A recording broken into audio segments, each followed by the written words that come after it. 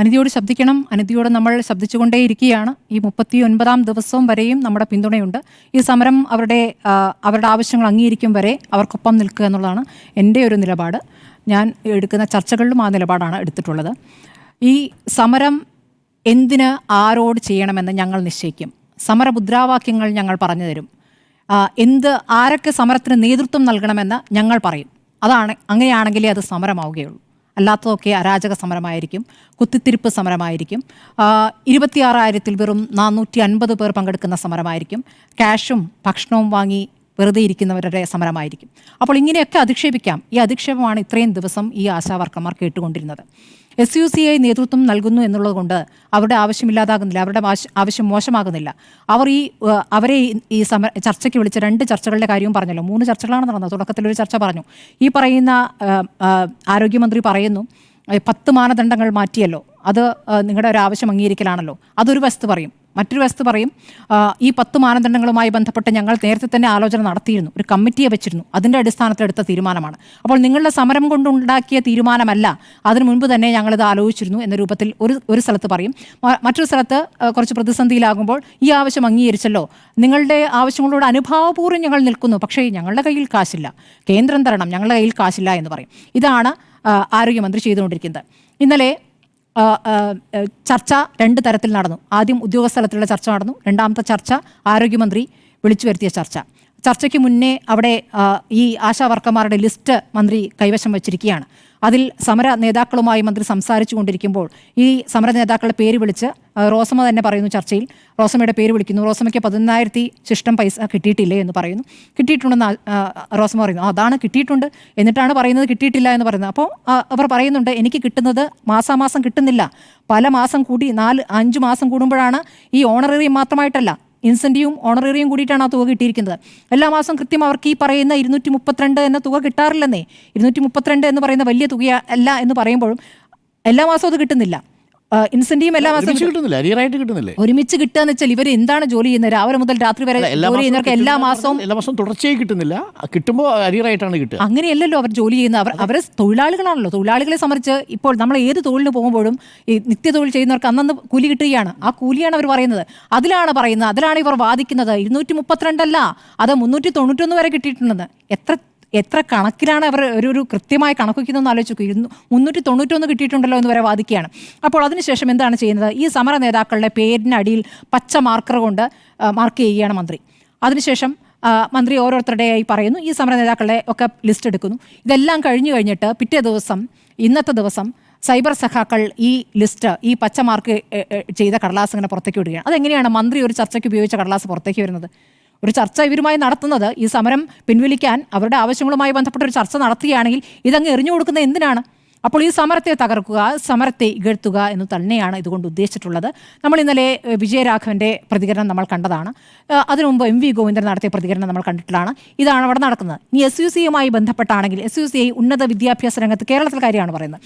കേരളത്തിൽ 50 വർഷമായി അല്ലേ ഈ സംഘടന ഇവിടെ പ്രവർത്തിക്കുന്നുണ്ട്, 54 വർഷമായി.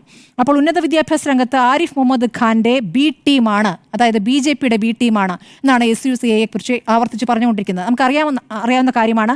യൂണിവേഴ്സിറ്റികളുമായി ബന്ധപ്പെട്ട വിഷയത്തിൽ സാധാരണഗതിയിൽ ചാൻസലർക്കാണ് അന്തിമമായി പരാതി നൽകുക. സർക്കാരുമായി ബന്ധപ്പെട്ടും ഒക്കെ പരാതി ഉണ്ടാകുമ്പോൾ ചാൻസലർക്കാണ് കൊടുക്കുക. ചാൻസലർ ഗവർണർ തന്നെ ആകുന്നു എന്നുള്ളത് ഇവിടുത്തെ ചട്ടമാണ്. അതിനെതിരെ സുപ്രീം കോടതിയിൽ പോയിരിക്കുന്നു. കോടതി തീരുമാനിക്കട്ടെ. അതല്ലാതെ ചാൻസലർ എല്ലാം വേറെ ആരെ കാണും? അപ്പോൾ ചാൻസലറുടെ അടുത്ത് പരാതി നൽകി കഴിഞ്ഞാൽ ഉടനെ BJPയുടെ B ടീമാണെന്ന് പറയുക. ഇതൊരു കാര്യം. ഈ പറഞ്ഞതുപോലെ പശ്ചിമ ബംഗാളിൽ നന്ദിഗ്രാമിൽ നടന്ന വലിയ പ്രക്ഷോഭത്തിൽ SUCI മുന്നിലുണ്ടായിരുന്നു എന്നുള്ള കാര്യം നമുക്കറിയാം. അവസാനം നന്ദിഗ്രാമിന് ശേഷം എന്താണ് അവിടെ സംഭവിച്ചത് എന്നുള്ളതും നമുക്കറിയാം. അവിടുത്തെ ഇടതു ഭരണം തുടച്ചു നീക്കപ്പെട്ടു എന്നുള്ളത് നമ്മുടെ മുന്നിലെ യാഥാർത്ഥ്യമാണ്. അപ്പോൾ SUCI എന്നൊരു സംഘടനയെ പറഞ്ഞുകൊണ്ട് ഈ സമരത്തെ ഇകഴ്ത്തുന്നവർ ഇവിടെ സ്ത്രീകളുമായി ബന്ധപ്പെട്ട് സർക്കാർ എടുക്കുന്ന സമീപനം എന്താണ് എന്ന് കണ്ടുകൊണ്ടേയിരിക്കുകയാണ്. ഇനി ആരോഗ്യമന്ത്രി വളരെ പെട്ടെന്ന് ഇന്നലെ പറയുകയാണ്, ഇനി കേന്ദ്രത്തിലേക്ക് ഞാനത് സംസാരിക്കാൻ പോകുന്നു. ഈ പറയുന്ന ഈ 26,000-ൽ 2% പറയുന്ന തുച്ഛമായ ഈ സമരത്തിന് ഇരിക്കുന്നവരെ പരിഹസിച്ചുകൊണ്ട് പറയുന്ന കണക്കുണ്ടല്ലോ, ആ കണക്ക് വെച്ചിട്ട് അവർക്ക് വേണ്ടിയിട്ടാണ് കേന്ദ്രത്തിൽ പോയിരിക്കുന്നത്. കേന്ദ്രത്തിൽ പോവുകയാണെന്ന് പറയുന്നു. അവിടെ പോയിട്ട് ആരുമായിട്ടാണ് ചർച്ച നടത്തിയത് നമ്മൾ കണ്ടല്ലോ. സമയം പോലും തേടാണ്ടാണ് അവിടെ പോയിരിക്കുന്നത്. അതിനുശേഷം പിന്നീട് കാണാമെന്നും പറഞ്ഞു വരികയാണ്. അപ്പോൾ ഇതൊക്കെ ആരെ പറ്റിക്കാനാണ്? ഇപ്പോൾ തലക്കെട്ട് വരുന്നു, കേന്ദ്രമന്ത്രിയെ കാണാൻ ഇവിടെ ആരോഗ്യമന്ത്രി പോകുന്നു. അവിടെ പോയിരിക്കുന്നത് ക്യൂബൻ സംഘത്തെ കാണാനായിരുന്നു. ക്യൂബൻ സംഘത്തെ കണ്ട് മന്ത്രി തിരിച്ചു വരികയാണ്. അപ്പോൾ വേറൊരു ദിവസം സമയം തേടി എന്ന് പറയുന്നു. ഇതിനിടയ്ക്ക് ഇവിടെ LDF-ലെ മറ്റു പാർട്ടികളും ഘടകകക്ഷികളും ആവശ്യപ്പെടുന്നുണ്ടല്ലോ ഈ സമരത്തിൽ ചർച്ച വേണമെന്ന്. ആ ചർച്ച ഏത് തരത്തിലാണ് ഇപ്പോൾ നടന്നുകൊണ്ടിരിക്കുന്നത്? അധിക്ഷേപം അതിൻ്റെ അങ്ങേ തലക്കിലാണ്. അത് തന്നെയാണ് മുന്നോട്ട് കൊണ്ടുപോയിരിക്കുന്നത്. എല്ലാ കാലത്തും CPM-ഉം CIT-യും ഒന്നും നടത്താത്ത സമരങ്ങളെ അധിക്ഷേപിച്ചേ സംസാരിച്ചിട്ടുള്ളൂ. നമ്മുടെ മുന്നിൽ ചരിത്രമുണ്ട്. CK ജാനുവിൻ്റെ നിൽപ്പ് സമരം, മുത്തങ്ങ സമരം CPM ഏറ്റെടുത്ത് എപ്പോഴാണ്? വെടിവെപ്പുണ്ടായതിനു ശേഷമാണ്. അതുവരെ ആ രൂപത്തിലല്ല അതിനെ കണ്ടിരുന്നത്. പിന്നെ ചെങ്ങറ സമരത്തിനോട് VS സർക്കാർ ചെയ്ത സമീപനം നമുക്കറിയാം. ആ സമയത്ത് ആ ചെങ്ങറ ഭൂമിയിലേക്ക് അവിടേക്ക് പോകരുത്, അവർക്ക് ഭക്ഷണം എത്തിക്കരുത്, അവർ കള്ളന്മാരാണെന്ന് പറഞ്ഞ സമീപനമാണ് അന്ന് VS സർക്കാർ എടുത്തിരുന്നത്. അപ്പോൾ VS സർക്കാർ പല ഘട്ടങ്ങളിലും പല കാര്യങ്ങളിലും തൊഴിലാളികൾക്ക് അനുകൂലമായി നിന്നിട്ടുണ്ടെങ്കിലും സമരങ്ങളോടുള്ള ഇവരുടെ പൊതു സമീപനം ഇതാണ്.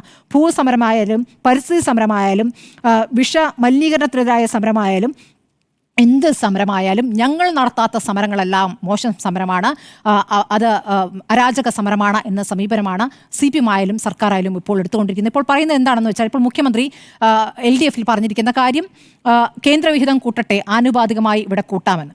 ഇൻസെൻറ്റീവ് കൂട്ടുന്നതുമായി ബന്ധപ്പെട്ട് ഇൻസെൻറ്റീവ് കൂട്ടേണ്ടതുണ്ട്. ഇവരിവിടെ സമരം നടത്തുന്നത് കൊണ്ട് തന്നെയാണ് അവിടെ നഡ്ഡ അത് കൂട്ടാമെന്നൊരു കാര്യം അവിടെ പറഞ്ഞിട്ടില്ല. അറ്റ്ലീസ്റ്റ് അത് പറയുമെങ്കിലും ചെയ്തല്ലോ. ഇവിടെ എത്ര കൂട്ടാം? ഈ പറഞ്ഞ മാതിരി റോസ്മ പറയുന്നുണ്ടല്ലോ, ചർച്ചയിൽ ഞങ്ങൾ ചോദിക്കുന്നുണ്ട് അങ്ങനെയെങ്കിൽ എത്ര കൂട്ടും എന്ന് ചോദിക്കുമ്പോൾ പരിഹസിച്ച് ചിരിക്കുകയാണത്രേ. പിന്നെ എന്തിനാണ് വിളിച്ചു വരുത്തിയത്? കൂട്ടാനല്ലെങ്കിൽ നിങ്ങൾ സമരത്തിൽ നിന്ന് സമരം നിർത്തി പോകൂ എന്ന് പറയാനാണെങ്കിൽ എന്തിനാണ് അവരെ വിളിക്കുന്നതെന്നേ? ഇങ്ങനെയല്ലല്ലോ കാണേണ്ടത്. ഇന്നിപ്പോൾ പ്രതിപക്ഷം സഭ ബഹിഷ്കരിച്ച് അവർക്ക് ഐക്യദാർഢ്യം പ്രകടിപ്പിച്ച് അവിടെ പോയിരിക്കുന്നു. ശരി, പ്രതിപക്ഷം സമരത്തിന് ഐക്യദാർഢ്യം പ്രകടിപ്പിക്കുന്നു. INTUC എവിടെയെന്നാണ് ചോദ്യം. INTUC വരുന്നില്ലെങ്കിൽ വരണ്ടാന്നേ. INTUC നേതാവൊക്കെ പല സമയങ്ങളിലും സമരങ്ങളുമായി ബന്ധപ്പെട്ടെടുത്തിട്ടുള്ള ഇരട്ടത്താപ്പും സ്വന്തം ശരീരം രക്ഷിക്കാൻ വേണ്ടി എടുത്ത നിലപാടൊക്കെ നമ്മൾ കണ്ടിട്ടുള്ളതാണ്. അതുകൊണ്ട് INTUC നേതാവ് ചന്ദ്രശേഖരൻ എടുക്കുന്ന നിലപാടൊന്നുമല്ല ഇവിടെ ഏറ്റവും പ്രധാനം. ഇവിടെ സ്ത്രീകളാണ് സമരത്തിലുള്ളത്. ഇന്ന് KG താര ഈ സമരം ഉദ്ഘാടനം ചെയ്തുകൊണ്ട് പറഞ്ഞിട്ടുള്ളത്, ഞാൻ എല്ലാ കാലത്തും ഇടതുപക്ഷത്തിന് വോട്ട് ചെയ്യുന്ന ആളാണ്, ഞാൻ ഇടതുപക്ഷത്തിനല്ലാതെ ഇതുവരെ വോട്ട് ചെയ്തിട്ടില്ല.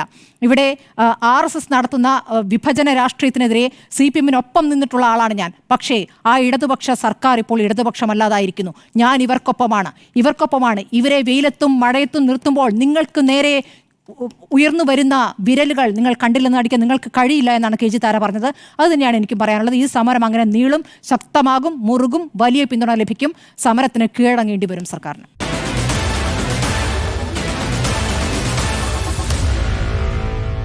Meet the editors.